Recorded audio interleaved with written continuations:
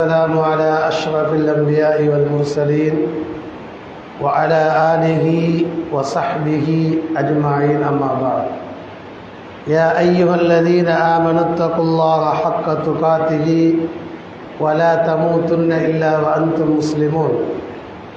يا أيها الذين آمنوا اتقوا الله وقولوا قولا سديدا يصلح لكم أعمالكم ويغفر لكم ذنوبكم ومن يطع الله ورسوله فقد فاز فوزا عظيما. எல்லா புகழும் இந்த உலகத்தை படைத்து பரிபாலிக்கக்கூடிய எல்லாம் வல்ல அல்லாஹ் சுப்ஹானஹு வ தஆலா குறித்தாக அல்ஹம்துலில்லாஹ்.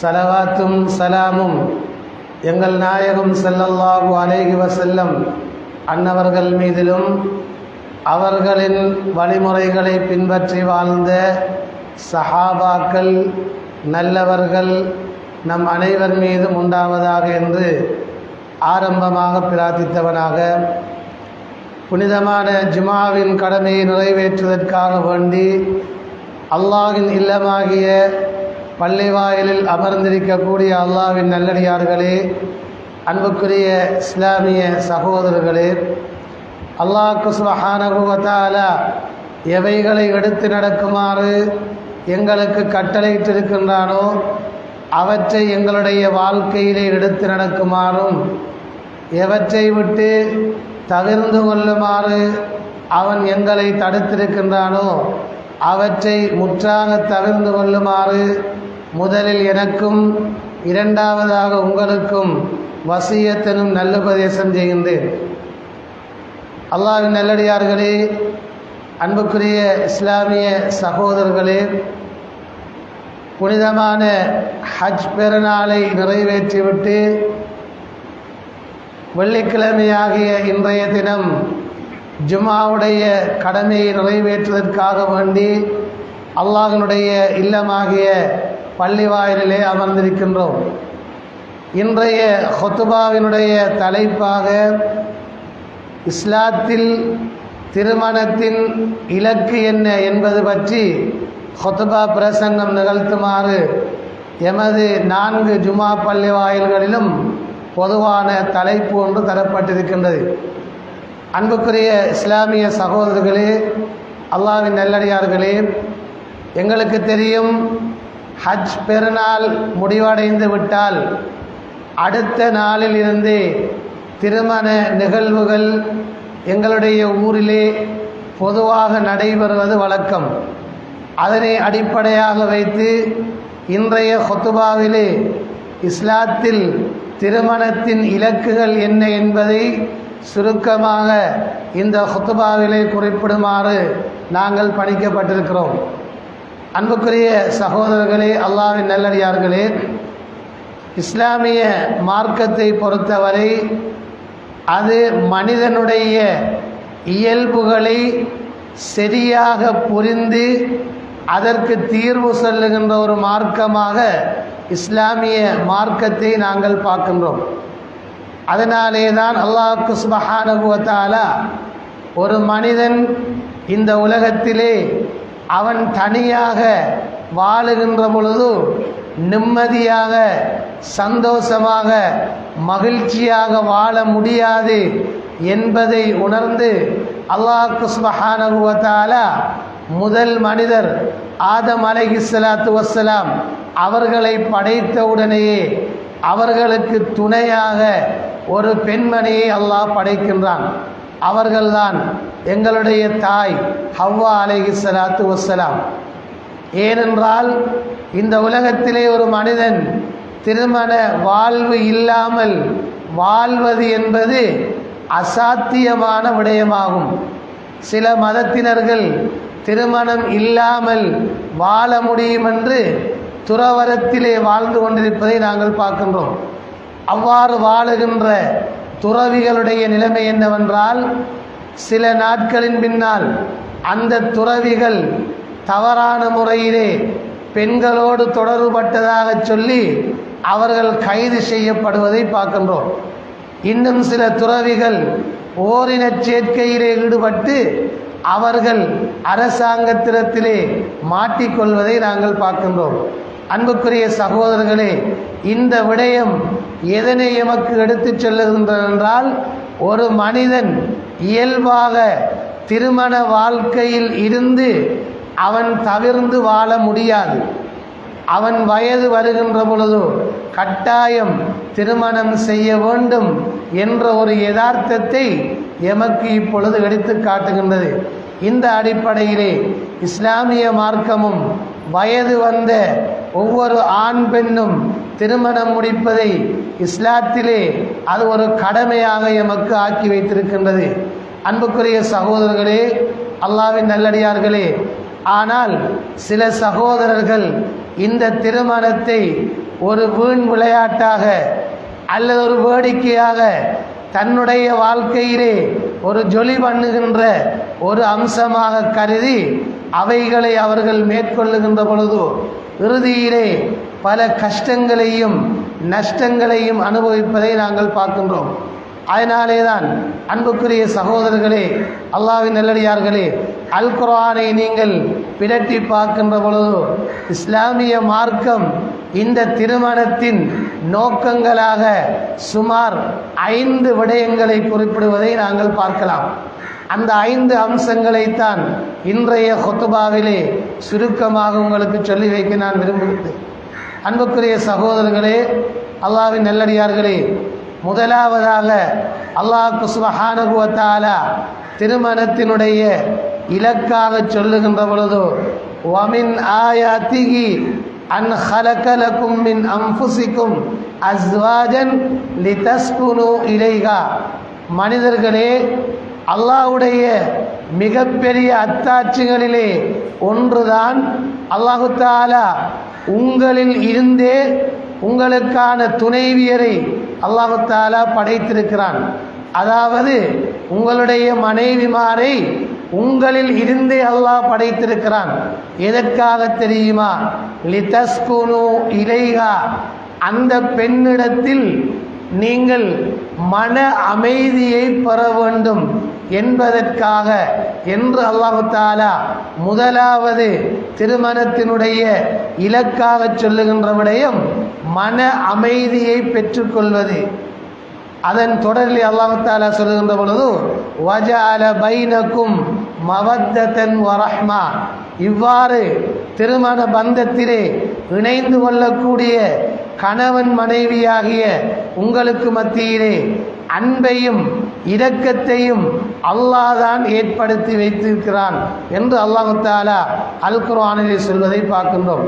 எனவேதான் அன்புக்குரிய சகோதரர்களே, அல்லாஹ்வின் நல்லடியார்களே, ஒரு கணவனை பொறுத்தவரை அவனுக்கு மனைவியிடத்திலே மன அமைதி கிடைக்க வேண்டும் இந்த திருமணத்தினூடாக.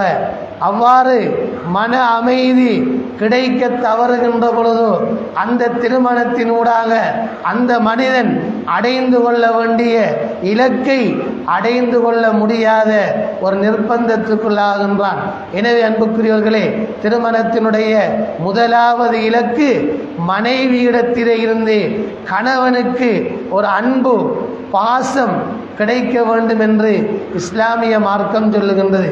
அதே போன்றுதான் ஒரு மனைவிக்கு கணவனிடத்திலே இருந்து சரியான பாதுகாப்பும் அந்த மனைவி நிம்மதியாக வாழக்கூடிய ஒரு சூழலையும் இந்த கணவன் கொடுக்க வேண்டும் என்று அல்லாஹு தஆலா இந்த குர்ஆன் வசனத்திலே குறிப்பிடுவதை பார்க்கின்றோம்.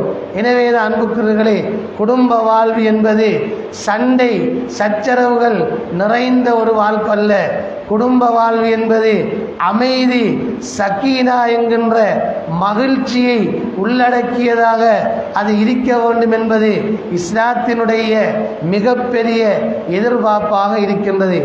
ஆனால் அன்புக்குரியவர்களே, இன்று நடைபெறுகின்ற அதிகமான திருமணங்களை நாங்கள் பார்த்தால் சுமார் 6 மாதங்கள் 1 வருடங்களின் பின்னால் மணமகனுக்கும் மணமகளுக்கும் இடையில் புரிந்துணர்வில்லாத காரணத்தினால் நிறைய பிரச்சனைகளை அவர்கள் எதிர்நோக்குவதை பார்க்கின்றோம். கணவனிடத்திலே கிடைக்க வேண்டிய பாதுகாப்பு மனைவிக்கு இல்லாமல் போகின்றது. அந்த மனைவியிடத்திலே எந்த அன்பை எதிர்பார்த்து இந்த கணவன் திருமணம் முடித்தானோ அந்த அன்பை சரியான முறையிலே பெற்றுக்கொள்ள முடியாமல் பல மணமக்கள் திண்டாடுவதை பார்க்கின்றோம். இறுதியிலே அந்த திருமணம் விவாகரத்து என்று சொல்லுகின்ற தலாக் என்கின்ற அந்த அம்சத்துக்கு சென்றடைந்து அவர்கள் எத்துணை மகிழ்ச்சிகளோடும் கனவுகளோடும் அந்த திருமண பந்தத்திலே இணைந்து கொண்டார்களோ அந்த திருமண உறவு மன முறிவுகளோடு பிரிவடைவதை நாங்கள் பார்க்கின்றோம். எனவேதான் அன்புக்குரிய சகோதரர்களே, நாங்கள் திருமணம் முடிக்கின்ற பொழுதோ மிக அழகாக தெரிந்து வைக்க வேண்டிய மிக முக்கியமான அம்சம், திருமணம் என்பது இரண்டு மனங்கள் ஒன்று சேர்ந்து வாழ்க்கையிலே நிம்மதியை சந்தோஷத்தை பரிமாறிக்கொள்ளுகின்ற ஒரு சந்தர்ப்பம். அன்புக்குரிய சகோதரர்களே, இன்றைய குடும்ப வாழ்க்கையை நாங்கள் சற்று எடுத்து பார்க்கின்ற பொழுது கணவன் என்பவன் வெளியிலே சென்று பல கஷ்டங்களோடும் பிரச்சனைகளோடும் தொழில் முயற்சிகளிலே ஈடுபட்டுவிட்டு வீட்டுக்கு வருகின்றான். வீட்டிலே ஒரு மன அமைதி கிடைக்கும் என்று எதிர்பார்த்து வருகின்ற பொழுது சில பெண்கள் சகோதரிகள் அந்த நிலைமையை புரிந்து கொள்ளாமல் கணவன்மார் என்ன சூழ்நிலையிலே வருகின்றார்கள் என்பதை சரியான முறையிலே அறிந்து கொள்ளாமல் அவனுக்கு கிடைக்க வேண்டிய அந்த நிம்மதியை சந்தோஷத்தை இல்லாமல் ஆக்கி விடுவதை பார்க்கின்றோம். ஒரு கணவன் வீட்டுக்கு வருகின்ற பொழுதோ அவனை அன்பாக வரவேற்க வேண்டியது ஒரு மனைவியுடைய பொறுப்பாகும். அவன் வீட்டிலே வந்து மன நிம்மதி அடைந்து ஓரளவு அவன் ரெஸ்ட் எடுக்கின்ற வரைக்கும் வேறு விடயங்களை பேசக்கூடாது என்று இன்றைய உளவியலாளர்கள் சொல்லுகின்றார்கள்.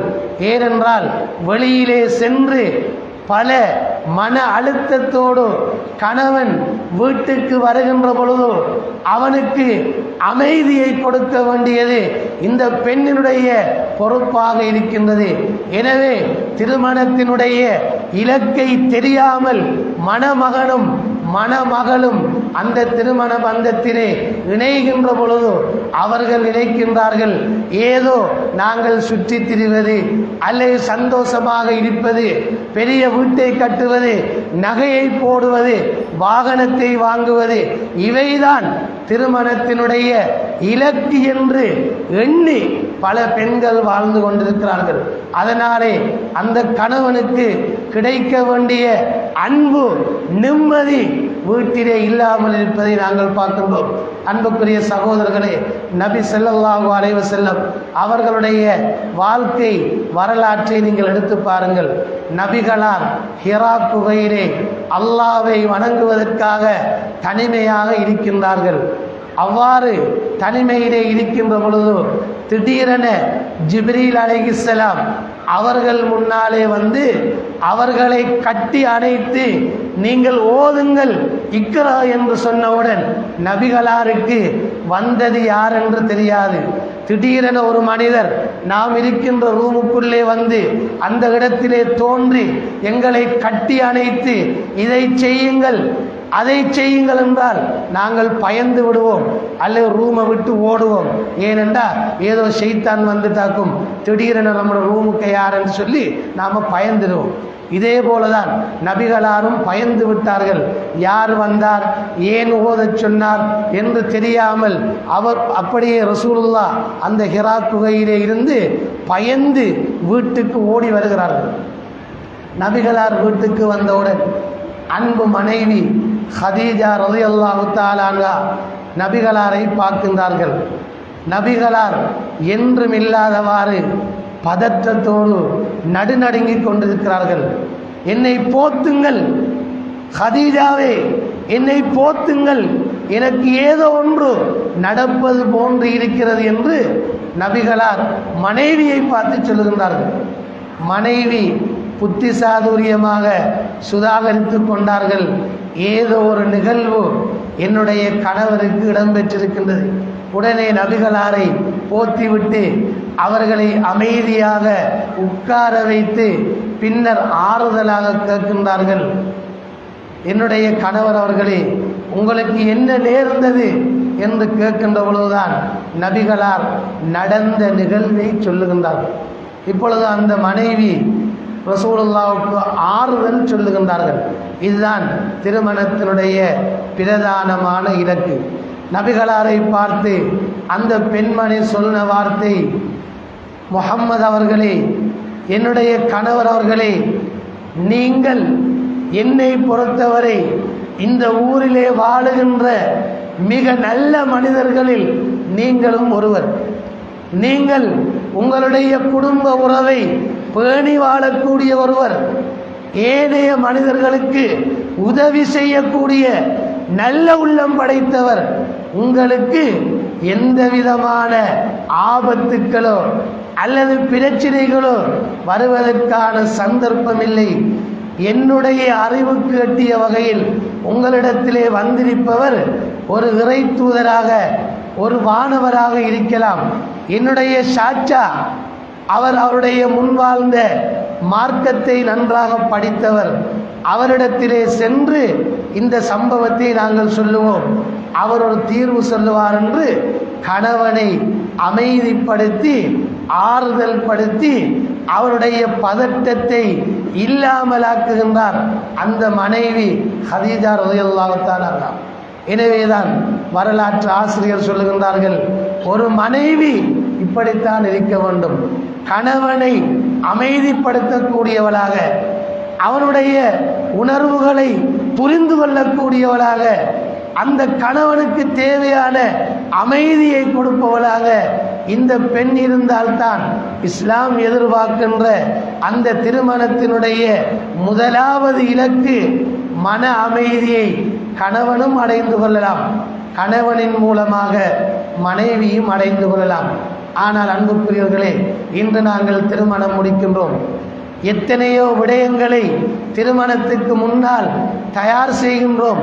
ஆனால் இந்த பள்ளி வாயிலேயே திருமணத்துக்கு முன்னால் ஒரு கணவனும் மனைவியும் அறிந்து கொள்ள வேண்டிய சில விடயங்களை உள்ளடக்கிய ஒரு பாடநெறி நடாத்தப்படுகின்றது.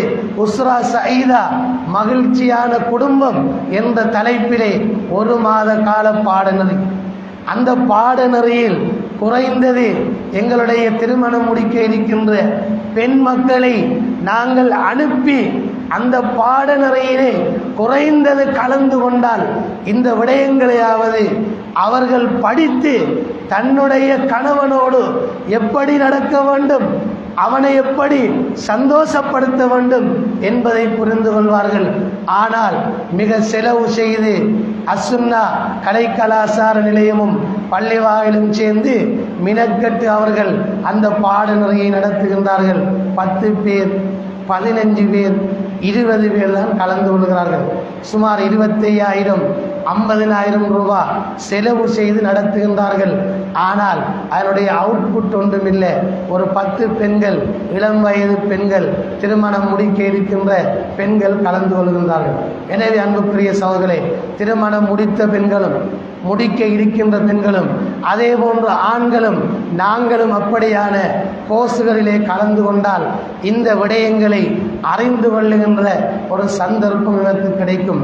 எனவே அன்புக்குரியவர்களே, திருமணத்தினுடைய முதலாவது இலக்கு கணவனும் மனைவியும் மன அமைதியை அடைந்து கொள்வது. 2வது இலக்காக இஸ்லாமிய மார்க்கம் எமக்கு சொல்லித் தருகின்ற இலக்கு ஹராமான விடயங்களில் இருந்து திருமணம் ஒரு மனிதனை பாதுகாக்கின்றது என்று இஸ்லாமிய மார்க்கம் சொல்லுகின்றது.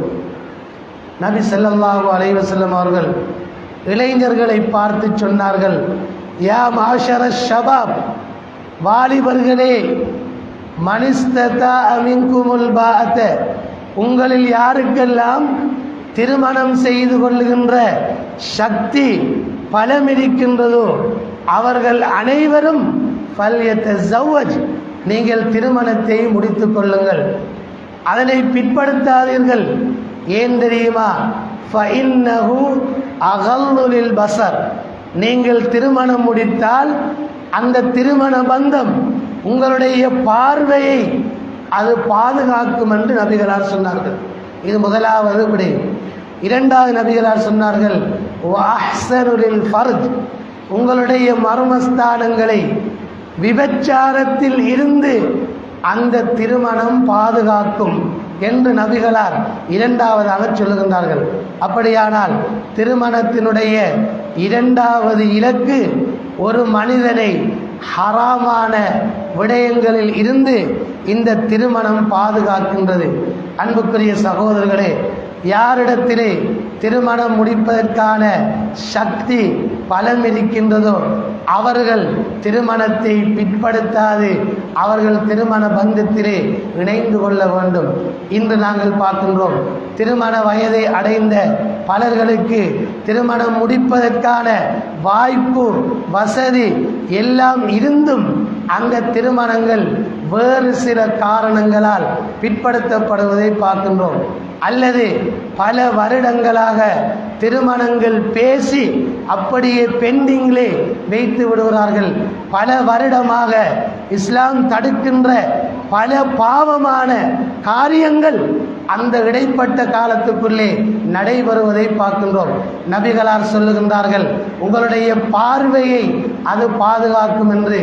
ஆனால் பல வருடங்கள் திருமணங்களை பேசி சும்மா அப்படியே வைக்கின்ற பொழுதோ பல வருடங்களாக இந்த மணமகனும் மணமகளும் போனிலே தொடர்பட்டு பல வருடங்கள் நேரடியாக அவர்கள் முகத்தை பார்த்து வீடியோ கோல்களிலே பேசிக் கொள்ளுகின்றார்கள். இஸ்லாம் எதனை தடுக்க வேண்டும் என்று திருமணத்தை கடமையாக்கியதோ அதனை மாறி திருமணம் என்ற பெயரிலே நாங்கள் ஏற்படுத்தி கொடுக்கின்றோம். அப்ப சுமார் 2-3 வருடங்கள் வீடியோ கோலிலே பேசுகின்றார்கள். எதனையெல்லாம் பேசக்கூடாதோ அவைகளையெல்லாம் பேசி கடைசி நேரத்திலே எனக்கு இந்த மணமகனை பிடிக்கவில்லை என்று அந்த பெண் மிக இலகுவாக சொல்லிவிடுகிறார். கடைசி நேரத்திலே இவளை விட ஒரு அழகான பெண்ணை அவன் பார்த்து விட்டு என்ன கண் பார்வையை இஸ்லாம் பாதுகாக்கும் என்று சொல்லுகின்றதோ அந்த நிகழ்வு எனக்கு ஏற்பட்டு இறுதி நேரத்திலே திருமணத்தை வேண்டாம் என்று சொன்ன பல நிகழ்வுகள் எங்களுடைய ஊரிலே இடம்பெற்றிருக்கின்றது. எனவே அன்புக்குரியவர்களே, திருமணம் பேசப்பட்டு விட்டால் அதனை உடனடியாக முடித்து கொடுத்து விட வேண்டும். எப்படி ஒரு ஜனாசா எங்களுடைய வீட்டிலே ஏற்பட்டால் அதனை மிக தூர இடத்திலே இருந்து ஒரு கிழமைக்கு பின்னால் வருகின்ற ஒருவருக்காக அதனை நாங்கள் வைத்து கொண்டிருக்க மாட்டோமோ அதே போன்றுதான் திருமணமும். பேசப்பட்டு விட்டால் அதனை முடித்து விட வேண்டும்.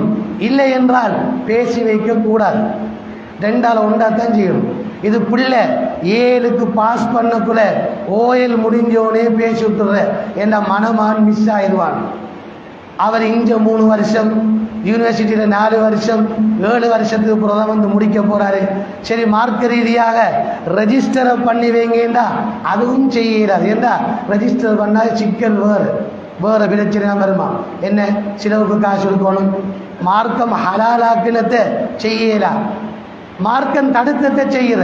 ஒரு 100 பேரை கூப்பிட்டு கல்யாணம் பேசுகிற, அதுக்கு ஒரு சாப்பாடு.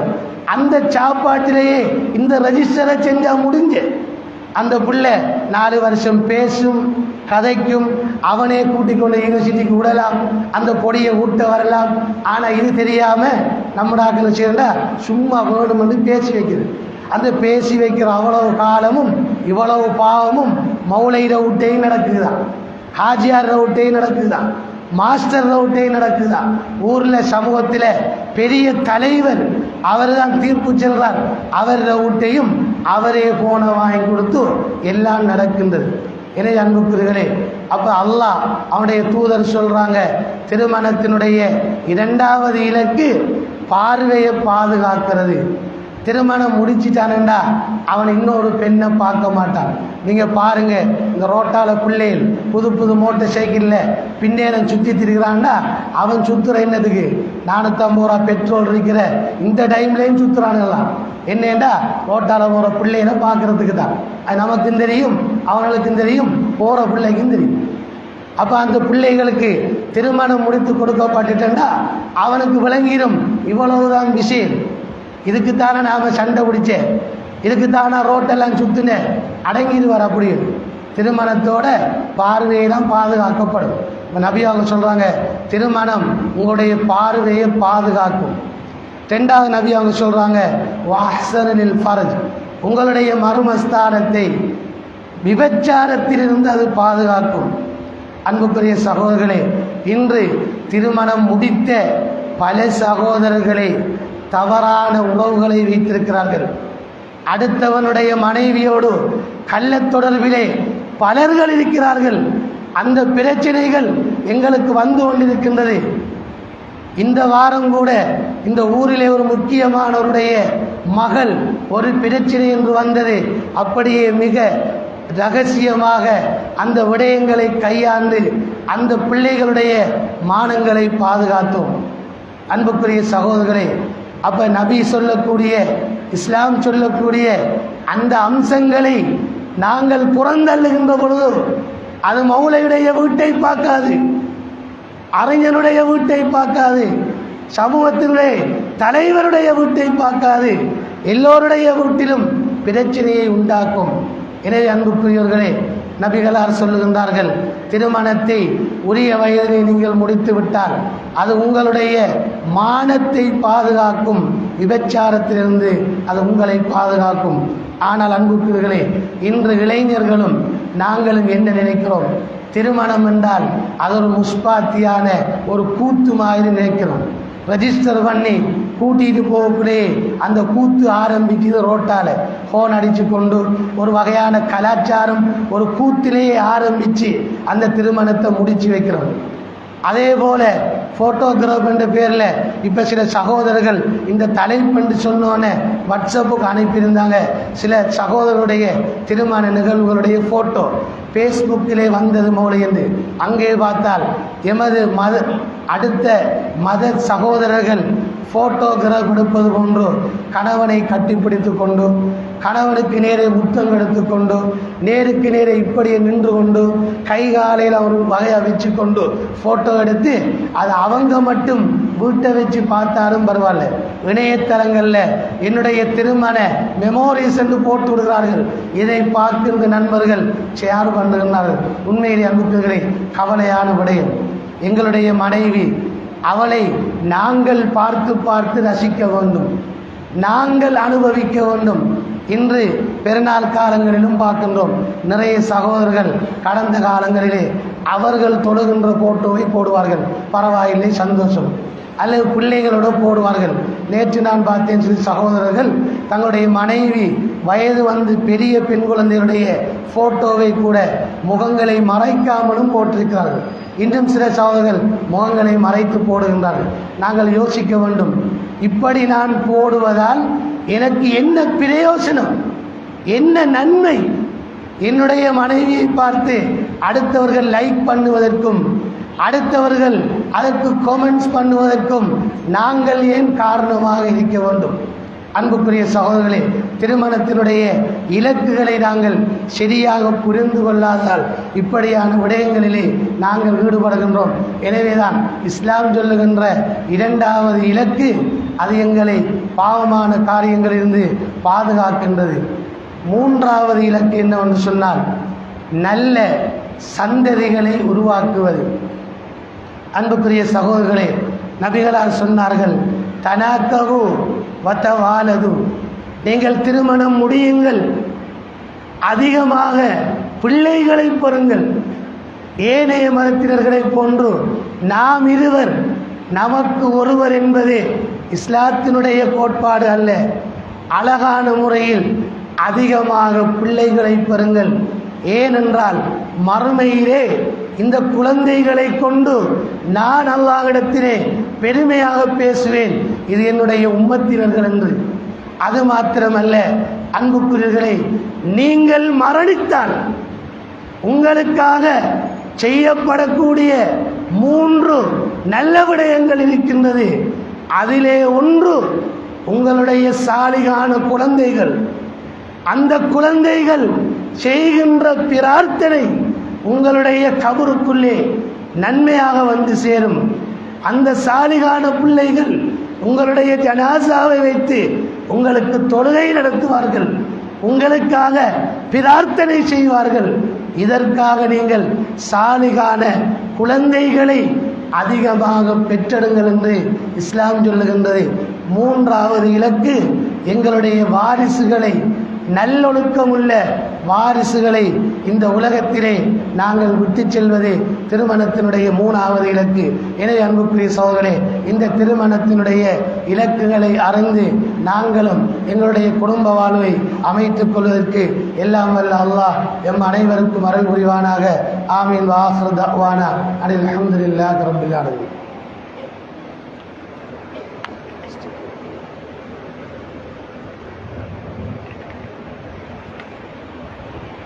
அல்ஹம்துலில்லாஹி ரப்பில் ஆலமீன். வஸ்ஸலாத்து வஸ்ஸலாமு அலா அஷ்ரஃபில் அன்பியாஇ வல் முர்ஸலீன் வ அலா ஆலிஹி வ ஸஹ்பிஹி அஜ்மஈன். அம்மா பஅத். அன்புக்குரிய இஸ்லாமிய சகோதரர்களே, அல்லாஹ்வின் நல்லடியார்களே, பெருநாள் காலமாக இருப்பதால் நேர காலத்தோடு ஹுத்பாவை முடித்து விடுங்கள் என்று வந்த உடனேயும் சொன்னாங்க. ஏறக்குல மோயினாரும் காதுக்க சொன்னேன். ஆனால் இப்போ இருக்கிற சப்ஜெக்டை பார்த்தா இது 1.25 ஆயிடும். அதுக்காக நாங்கள் ஹுத்பாவை நிறுத்த இயலாது. 1 மணிக்குள்ளே இன்ஷா அல்லாஹ் நாங்கள் ஹுத்பாவை முடித்து கொள்வோம். எனவே அன்புக்குரிய சகோதரர்களே, திருமணத்தினுடைய 4வது இலக்கு என்னவென்று சொன்னால், ஒருவர் மற்றவருக்கு உதவியாக நல்ல விடயங்களில் ஒருவருக்கொருவர் உதவியாக இருப்பது. கணவனுக்கு மனைவி உதவியாக இருக்க வேண்டும், மனைவிக்கு கணவன் உதவியாக இருக்க வேண்டும். நபி ஸல்லல்லாஹு அலைஹி வஸல்லம் சொல்லுகின்றார்கள், ഖൈറുக்கும் ഖൈറുக்கும் லிஅஹ்லி.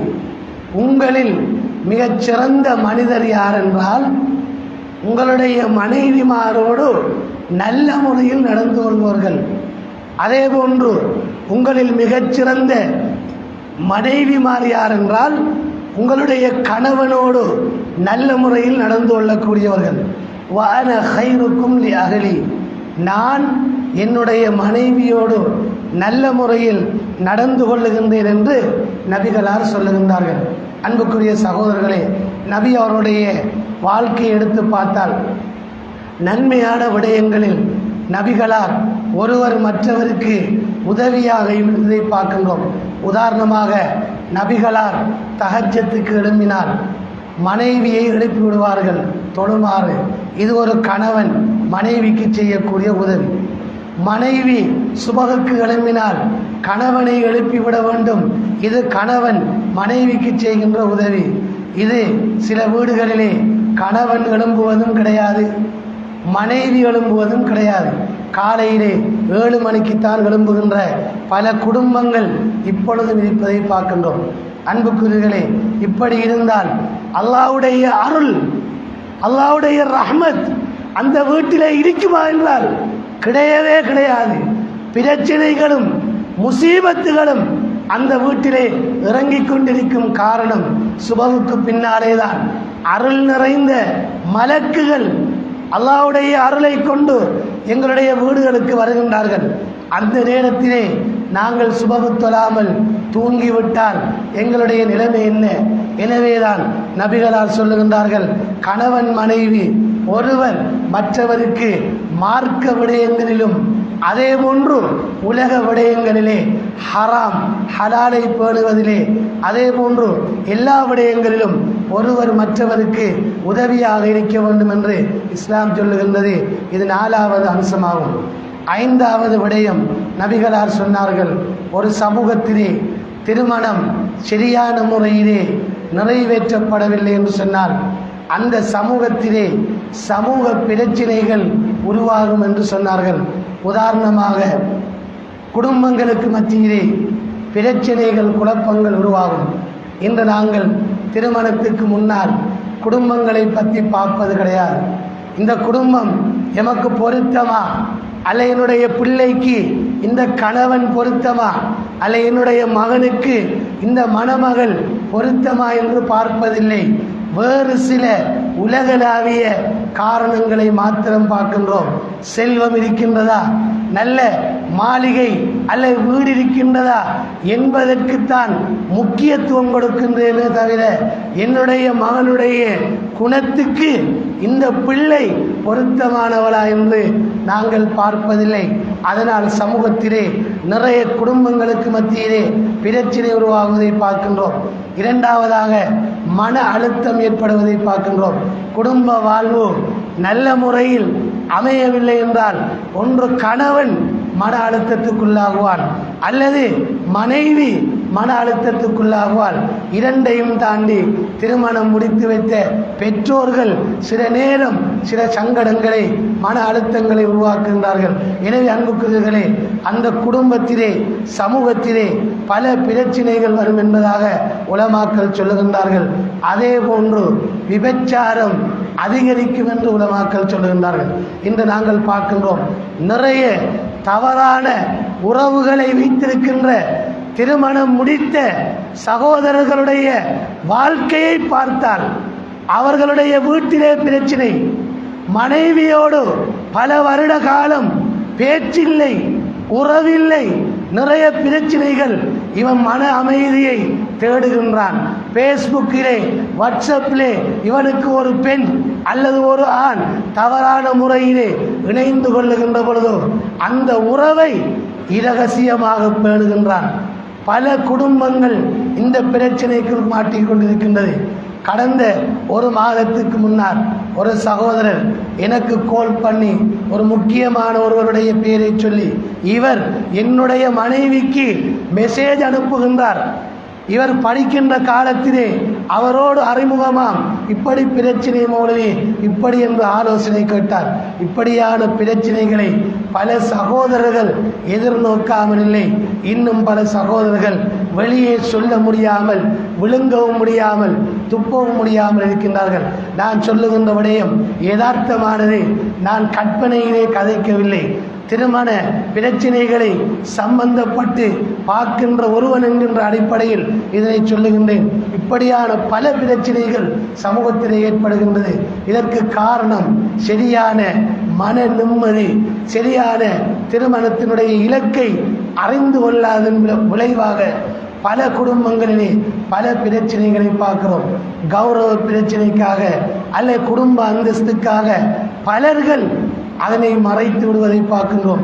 அதை விடவும் பரிதாபம், சில ஆண்கள் இப்படியான பழக்கங்களோடு இருப்பது மனைவிக்கு தெரியும், ஏன் மாமனார் மாமியாவுக்கும் தெரியும், சொல்ல முடியாது. முடிக்கின்ற பொழுதோ தங்கமான மணமகன், இந்த ஊரிலேயே கொடி கட்டி பரப்பவர், நல்ல குடும்பம் என்று பேர் போட்டு முடித்தார்கள். ஆனால் இப்பொழுது எப்படி சொல்வது, மணமகன் மோசம் என்று அப்படியே வைத்து சமாளித்து கொண்டு வாழுகின்ற குடும்பமும் இருக்கின்றது. எனவேதான் அன்புக்குரிய சகோதரர்களே, திருமணத்தினுடைய இலக்குகள், அதே போன்று திருமணத்திலே நாம் செய்கின்ற பல தவறுகள், இன்னும் பல விடயங்கள் இருக்கின்றது. நேரம் போதாது, இதோடு நான் முடித்துக் கொள்கிறேன். எனவே அன்புக்குரியவர்களே, திருமணத்தினுடைய இலக்குகள் 5 அம்சங்களை நான் சொன்னேன்.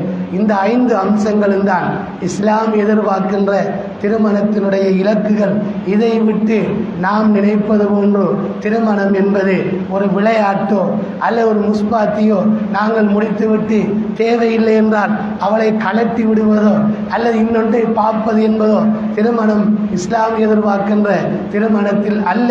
எனவே நாங்கள் இஸ்லாம் சொல்லக்கூடிய நல்ல நடைமுறைகளை கடைபிடித்து, இஸ்லாம் சொல்லுகின்ற ஒழுக்க நெறிகளை கடைபிடித்து எங்களுடைய திருமண வாழ்க்கையை நாங்கள் ஏற்படுத்துகின்ற பொழுதோ, எங்களுடைய பிள்ளைகளுக்கு அந்த திருமண பந்தத்தை நாங்கள் ஏற்படுத்தி கொடுக்கின்ற பொழுதோ அவர்களுடைய வாழ்க்கை சந்தோஷமானதாக அமையும், அல்லாஹ்வுடைய அருள் நிறைந்ததாக அமையும். எனவே எல்லாம் அல்லாஹு தஆலா எங்களுடைய சமூகத்திலே ஏற்படுகின்ற திருமணங்கள் அல்லாஹ்வுக்கு பொருத்தமானதாக நல்லதாக அமைந்து அந்த திருமணத்திலே வாழுகின்ற குடும்பங்கள் நிம்மதியாக சந்தோஷமாக வாழ்வதற்கு எல்லாம் வல்ல அல்லாஹ் எம் அனைவருக்கும் அருள் புரிவானாக.